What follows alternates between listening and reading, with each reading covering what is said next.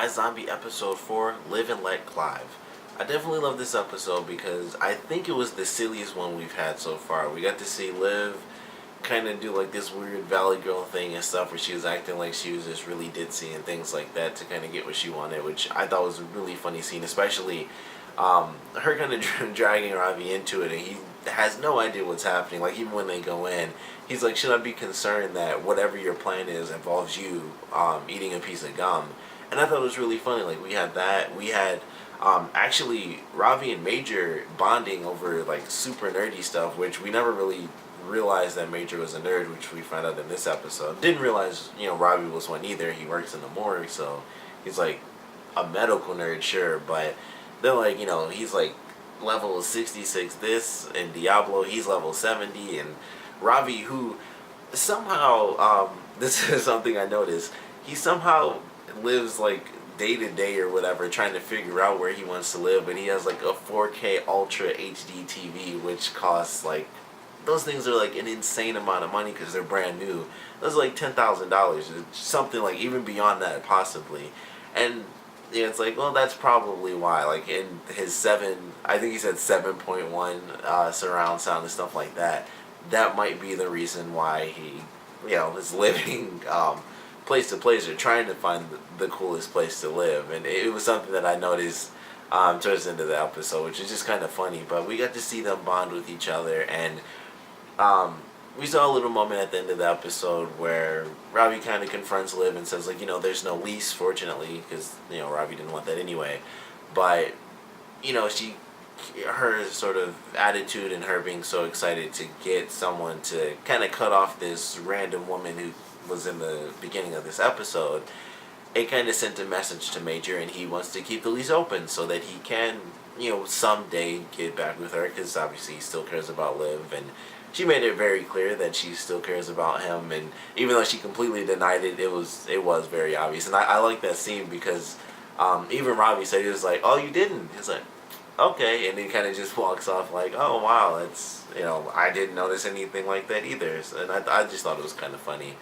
But I definitely loved it. I thought it was a silly episode, and they had just a ton of silly, they had a lot of funny, like, weird race stuff going on, like, when Liv was doing the crazy things, she's like, I'm like really into Asian guys and stuff like that, and it was just really silly and funny, and it was just like over the top stuff that I actually enjoyed. I don't think it went too over the top, but it was like just enough where it was like really funny and stuff like that. So I think this was probably just the silliest episode we've had, and we also got some serious moments as well. We got to learn a bit about Clive and what he did before he was on Homicide, and how he basically was one of those cops who went really deep cover, and things didn't work out when he finally came out of it. And like, he had to meet his old partner, and she kind of told half truth, half lie sort of thing, because she told Liv that he was suspended, which was really just a part of his cover.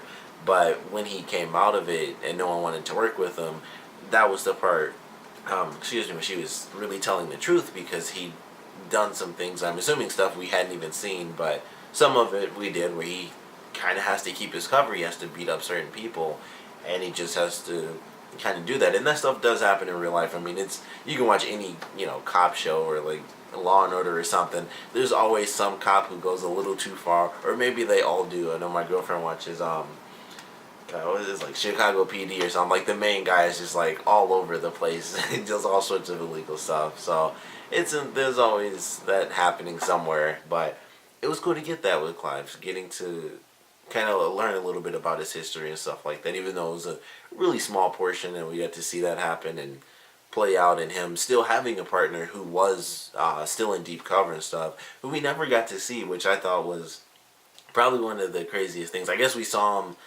through the flashbacks, but we never actually see Ray in the present tense, which I thought was just kind of funny, whereas like, all this stuff was going to save his life, and there was no scene. And I was also surprised they didn't have like any big scene when they went to bust the criminals and stuff. It was kind of just like, Liv called Clive, and he's like, yeah, we got him, and that was it. And I was like, oh, I was kind of hoping to see just sort of an intense little action scene or something like that, but unfortunately, kind of not important enough for this show. We got the backstories for the characters, and that's all we really needed. But it still would have been kind of cool. It would have also been really insane because I'm sure they didn't just, show up like, hey, it's us, and then that was all there was to it. I'm sure there was a bit of a back and forth, but it's TV. Sometimes you just gotta cut stuff where you can cut it. So we don't get like a huge, crazy, illegal tarmac shootout or anything like that. But it was definitely cool. I definitely enjoyed the little bit of history that we got on Clive before he was in Homicide, and the position that he was in before he was like the new guy who had to, who we kind of met in the first episode, where it's like he was trying to find like his first real big, case and stuff like that. Instead, we get the backstory of who he was before that, where he, was in deep cover. He had a big case. He was seriously working it, and possibly a bit too well, and that's kind of why he ended up where he is now. So I enjoyed that. Like I said, Ravi and Major bonding was pretty funny. We got to see Liv's brother again, and you hear a tiny bit about their mother and how she's obviously got excessively high standards, which we could tell from really the very first episode. So that was no surprise. But her brother having like 2 Bs and stuff, and just getting a huge deal about it. Her brother also slightly being a pervert a little bit was kind of funny too, where he's like obsessed with Peyton. Obviously, he likes her a lot, and even when he first hears about it, like she's gone, he's like, balls, like that sucks.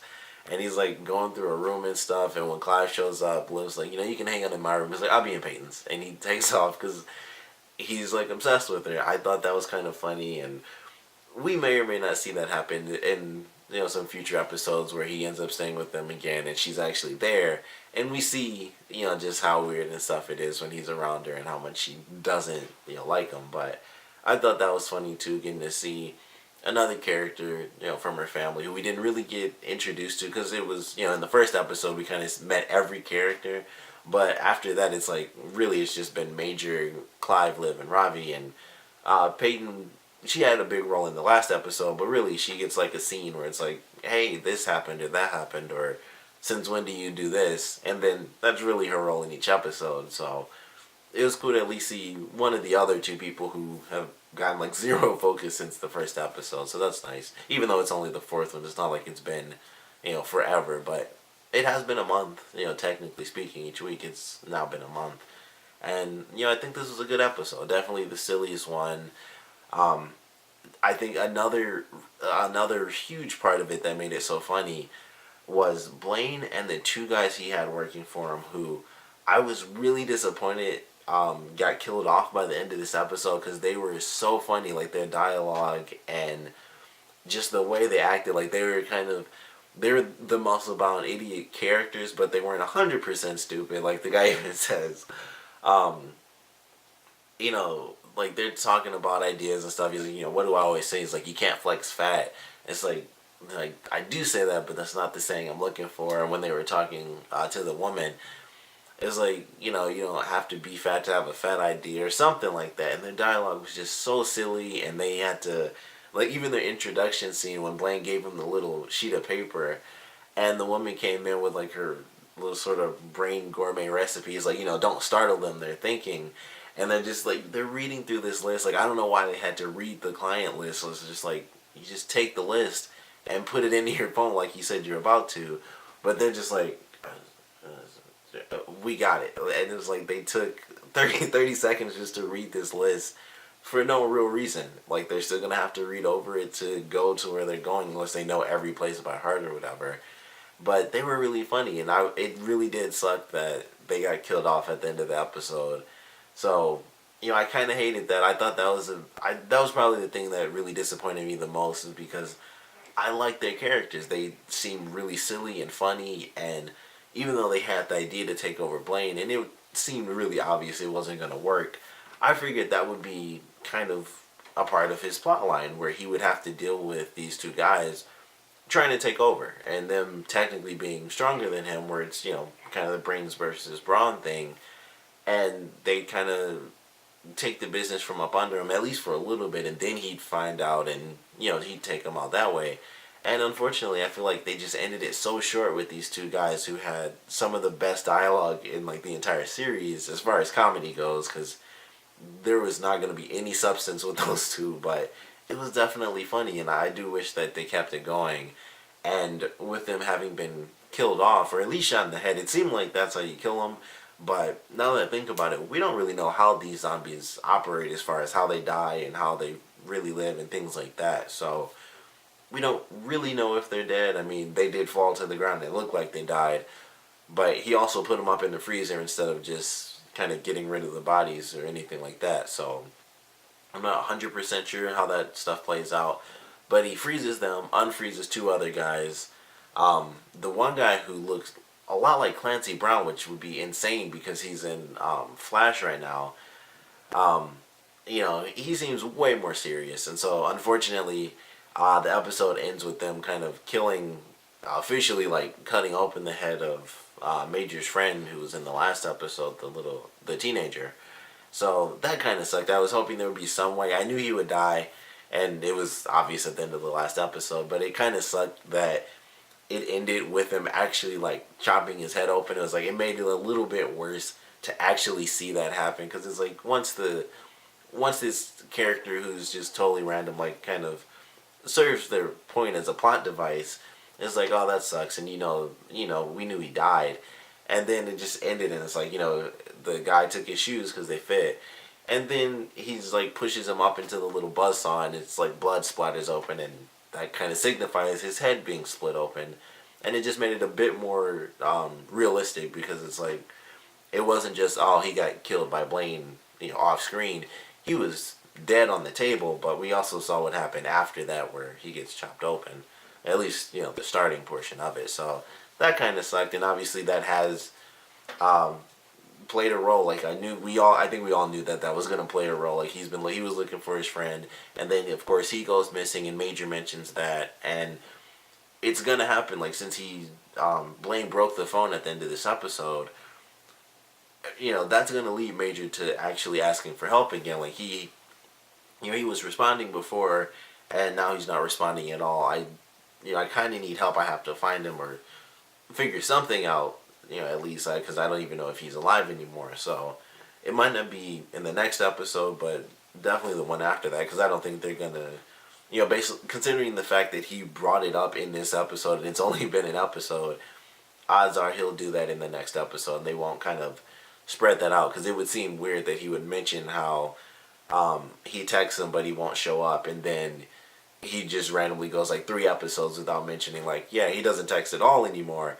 But it just popped into my head just now. Like, it doesn't. I don't think it would make any sense if they did that. So I'm expecting more of this to come out in the next episode, where he has to kind of go back to Clive really to get some assistance and try to figure out things, which odds are it's going to lead to a dead end unless someone else ends up dying that happened to know him or happened to be there when Blaine kind of took him away. That's actually, another thing about it, that's probably what might end up happening, because that way it could actually link Liv and Blaine up again, because she doesn't know. It's like a wayward kid. He was an orphan, so he could just be really distraught that his friend went missing, and then he took off, and that could be it. That's what you would kind of think. But if one of those skater kids died that was around during that episode, that's exactly what would happen. She'd randomly see that, or see Major, or see something, because obviously all sorts of random stuff happened. She fell in this episode and it gave her a vision, so any weird position or anything could probably just randomly give her a memory of Blaine and the kid. So I feel like that'll happen in the next episode, or if they do hold it off, it's got to be soon, at least the one after next.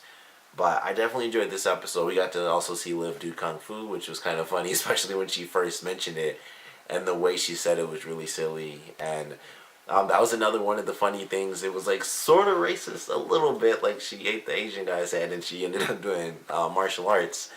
But it was funny, and it was a cool fight at the end, actually, which was actually definitely nice. I was definitely expecting that, because you could see it in the previews. I think before the show even aired, that was one of the scenes they would show of, like, her flipping up and her kicking a guy into the closet, which ended up being in her room. But that was a cool little fight. She got, like, thrown into stuff. He got kicked into stuff. And it was a nice little crazy battle that they had. And then she had to kind of go zombie mode to take the guy down. And he caught a glimpse of that. So I don't know if odds are he won't end up escaping, and it's like that'll be a big reveal, next season or anything. But it could happen. Like, we don't know. He's in a gang, so anything can happen. But I like the episode. Like I said, I think it was my favorite as far as comedy goes. It was the silliest, especially with the kind of like the two guys working for Blaine who, like I said, unfortunately got killed off. It was my biggest. It was like really my only disappointment. It was like they were like the silly duo who wanted to take over, who obviously wouldn't, but they just got killed off so fast. It sucked to me. It was like, man, it seemed like they wasted a lot of potential. Just insanely silly dialogue with these two characters who really just want to work out and stuff. Even as zombies, they just want to work out and stuff like that. So that's really the only gripe I had with the episode. I thought it was really silly. Everything else I think was just like really funny stuff with Liv, kind of doing the thing where she's looking for Ray and Robbie just has to like improvise like, sure, like I guess, and stuff like that. So I like the episode, but I want to know what you guys thought about it. So please comment below, let me know your favorite parts, your least favorite parts, and what do you guys think of, sort of the side story with Blaine and kind of the two guys, like him having this business. They didn't really develop too much on what he's doing. Like, we obviously knew what he was doing to begin with. I think the only real step we took is the fact that he kind of really cares about the woman, at least a little bit. He cares enough, as he put it, he cares enough not to make her into a whore. Like, she's a client and stuff like that, but he wouldn't make her a whore, and he likes to be around her.